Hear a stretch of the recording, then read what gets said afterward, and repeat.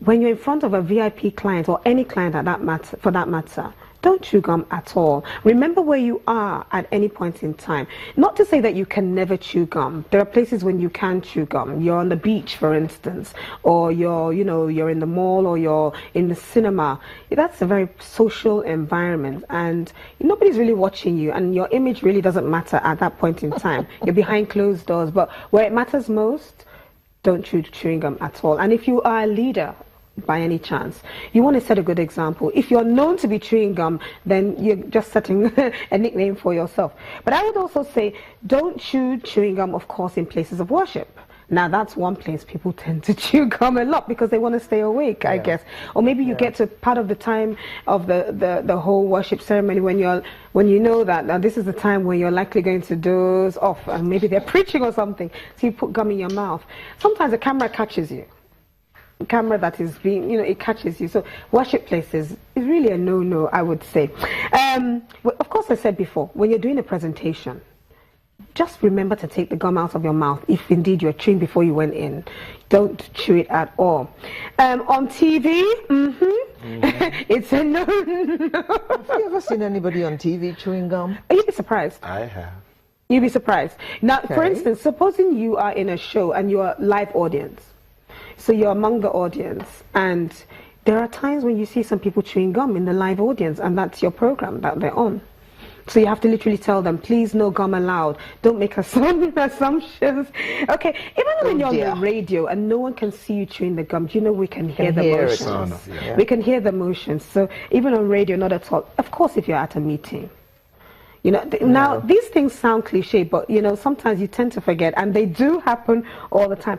I would say when you're at a wedding, you're gorgeously dressed at a wedding, try not to chew gum either, because the paparazzi will catch you, the cameras will catch you, and even when you're sitting down, it doesn't look good.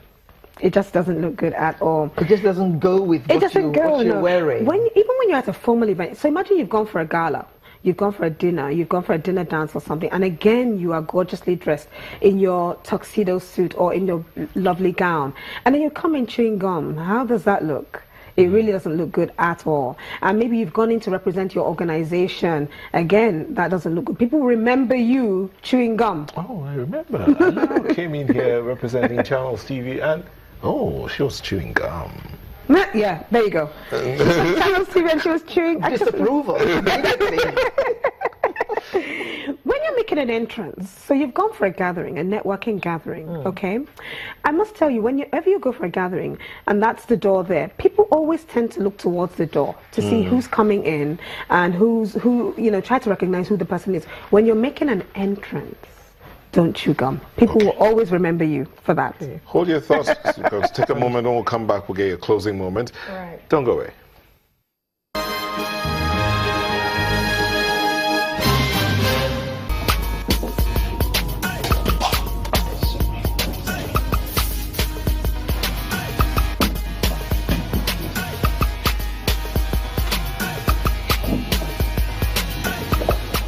How do you want it to look like? Just clean up all the spaces and then give me a nice shape out. Yeah. Quickly, please. I'm first here.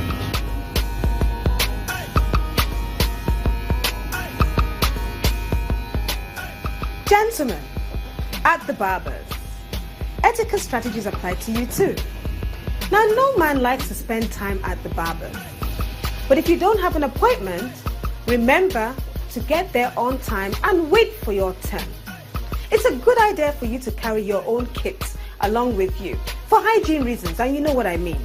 But if you don't have that with you, always let the barber sterilize their tools in your presence. As you're seated, don't forget to tell the barber exactly what you want to have done to your hair. Don't make assumptions. Politics, they say, is a dirty game. Interactions and inactions largely affect you. We follow all the major actions.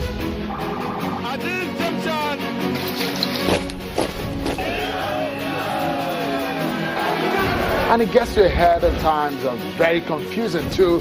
And that's where we get all the perspectives so you can make sense of it all.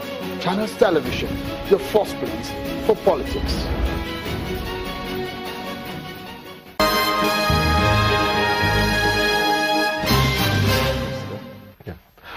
Welcome back. So, Janet, as we round up here, there's this, I was just saying before I came on that, when I go to cinema, I don't hold the arms of the chair. Hold that. I will get to that in a second. I really want you to explain that. That's really good. I want to quickly wrap up and say, when you're meeting someone for the very first time, don't chew gum. Don't chew gum at all. And of course, when you're at the dinner table, you know how many times, I would say, go to the dinner table when you have thrown the chewing gum away. Don't get to the dinner table and you're like, oh, I've got gum in my mouth, and you just, you know, put it on the side of your plate and all of that. Or you put it on the side of your plate. Oh, some put it on the back of their hand. Nobody wants to see your chewed gum. They do that. They do that. They're like, oh, I've got chewing gum in my mouth, and they put it there. But the truth is, in wrapping up, let's say we've done all the chewing that we want to chew, good, bad, or ugly. What do you do when you finish chewing? How do you dispose the gum? Just like you were saying, do you put it under the table, under the chair? No, you don't. I'm going to let you say your experience. Yeah, so I'm at the cinema and I was like, okay, you know what? And I felt something. So I checked. That is definitely yuck. So after that, when I go to the cinema, this is what I do. Yeah, there's a cup holder here. You don't want to know. Hold your drink. Okay, if I'm not taking any drink, I won't even touch that. So I just sit until the movie ends and I go. Absolutely. But imagine what happens after a couple of weeks. You go to a table, maybe your paper falls and you want to do that, and then oh dear, gum. And it's not nice.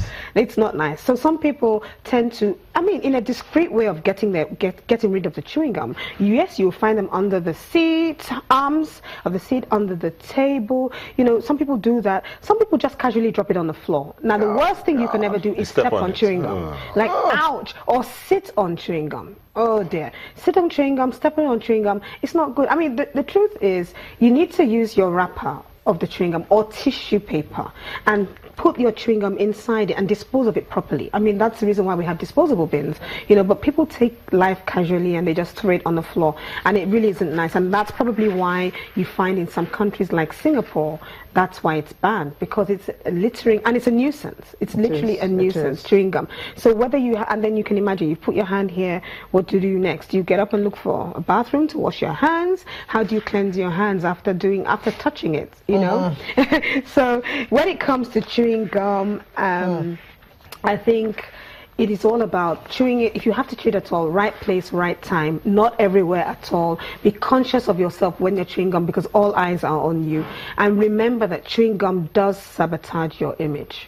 And so also remember that chewing gum is not too good for the environment. Good. So if you're in a place like Singapore, you could go to jail. Environment evangelist. Yeah, that's a good one. Thank you so much, Janet. You're Chewing gum etiquette today. You better watch out what's coming up next week. You never can tell. There you go. We'll be back for the home stretch. Please don't go away.